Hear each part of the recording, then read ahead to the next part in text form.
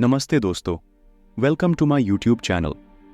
आज की जो बुक है गिव एंड टेक, यह एडम ग्रांट द्वारा लिखित एक अद्भुत पुस्तक का नाम है। यह उन किताबों में से एक है जिसने मेरे जीवन को गहराई से बदल दिया। पिछले 10 विषम वर्षों में मैंने इसे जीवन के एक तरीके के रूप में अभ्यास करने की कोशिश की है। ग्रांट के अनुसार इस दुनिया में पारस्परिकता शैली के संदर्भ में 2 प्रकार के लोग हैं। दान देने वाले परोपकारी होते हैं और दूसरों की मदद करना पसंद करते हैं, हमेशा बदले में कुछ पाने की उम्मीद के बिना। फिर ऐसे लेने वाले भी होते हैं जो स्वार्थी होते हैं और दूसरों को जो देते हैं उससे अधिक लेना चाहते हैं। उनका मानना है कि यह कुत्तों की दुनिया है और आप तभी जीत सकते हैं जब दूसरे हारें। जाहिर तौर पर यह एक स्पेक्ट्रम है और हर समय कोई भी देने वाला या लेने वाला नहीं होता है।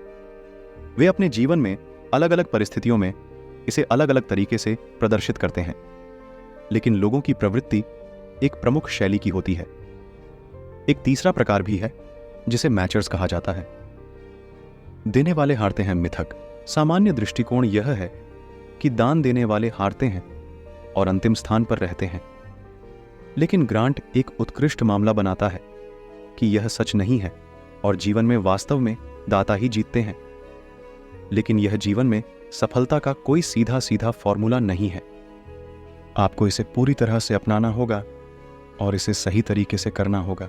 जीवन में दाता कैसे जीतते हैं यह मैं नहीं कह रहा। यह शोध डेटा पर आधारित है और अपने जीवन के अनुभव के आधार पर मैं कह सकता हूं कि यह 100% सत्य है। मैं कुछ उदाहरण साझा करूंगा कि दाता कैसे जीतते हैं। लोगों के साथ विश्वास बनाने में देने वाले बहुत बेहतर होते हैं। वह क्षमता एक महाशक्ति है। जब आपको दूसरों पर भरोसा होता है तो आप बहुत कुछ कर सकते हैं। आप बेहतर सहयोग कर सकते हैं, आप प्रभावी ढंग से काम सौंप सकते हैं आदि। अनिवार्य रूप से आप लोगों के साथ बेहतर काम करते हैं। दान देने वाले भी महान नेटवर्क बनाते हैं।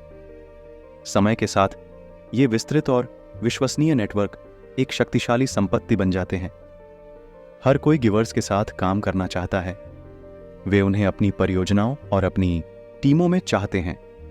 इससे दाताओं के लिए अधिक अवसर पैदा होते हैं। दाता बनना कठिन क्यों है?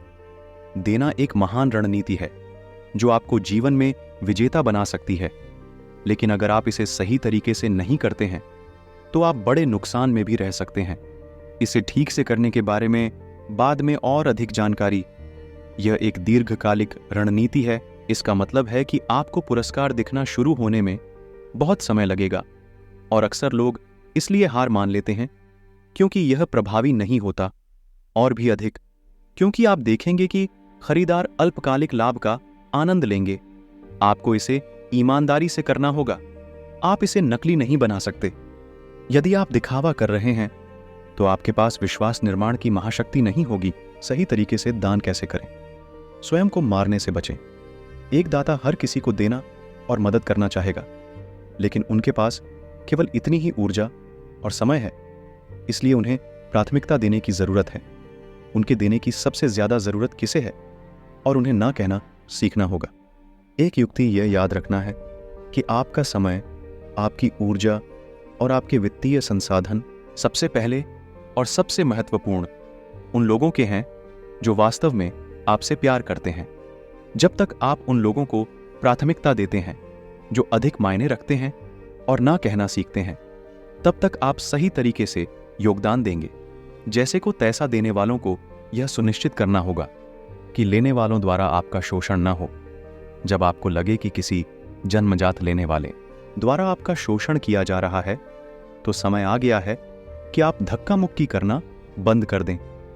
यह वह भूमिका निभाने का समय है जिसे एडम ग्रांट जैसे को उदार कहते हैं। मूल रूप से देने के रवैये से शुरुआत करें, लेकिन वे प्रतिक्रिया नहीं देते हैं। फिर उनके साथ वैसा ही व्यवहार करें जैसा वे आपके साथ करते हैं। उनके साथ एक खरीदार की तरह व्यवहार करें, लेकिन यदि वे बदलते हैं तो आपको भी तुरंत दाता बन जाना चाहिए। ईमानदारी स्क्रीनिंग एक आम गलती जो देने वाले करते हैं वह है देने वाले और लेने वाले को पहचानने में। एडम ग्रांट हमें चेतावनी देते हैं कि यह मत समझिए कि विनम्र, सहमत लोग देने वाले होते हैं, जबकि असहमत लोग लेने वाले होते हैं। सही पहचान विभिन्न प्रकारों से अलग अलग तरीके से निपटने में मदद करती है। एक प्रभावी दाता कैसे बने? सबसे पहले आपको देने की शक्ति और पूर्ण प्रतिबद्धता में पूर्ण विश्वास की आवश्यकता है। दूसरा, आपको इसे सही ढंग से करने का अभ्यास करना होगा। लेने वालों से बचना, न कहना और प्राथमिकता देना। एक हैक जो मदद करता है वह है सेल्फ लेबलिंग। हर दिन अपने आप को याद दिलाएं कि आप एक दाता हैं और क्यों देना महान है। यह गहरा सुदृढ़ीकरण बहुत शक्तिशाली है। हर बार जब आप सच्चे दाता के रूप में कार्य नहीं करेंगे तो संज्ञानात्मक असंगति होगी। धीरे धीरे बदलाव आएगा और इससे आपको दान को पूरी तरह अपनाने में मदद मिलेगी।